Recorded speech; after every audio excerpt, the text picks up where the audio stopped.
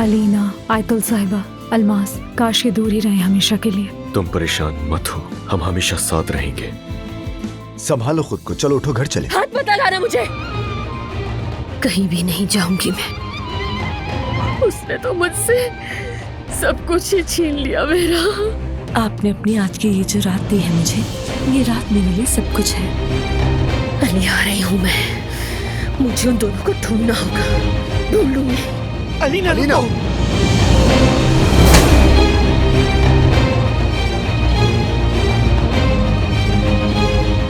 है पता चल गया है, तुम्हारे बुरे दिन खत्म हो गए। सब कुछ बर्बाद हो जाएगा, हमें कुछ करना होगा फरहाद। एक अच्छी माँ की तरह अपनी बेटी को सच्चाई बता दे। मेरी जान कहाँ हो? केबिन में हो क्या? ये मोहब्बत बदुआ बन गई है, ये सजा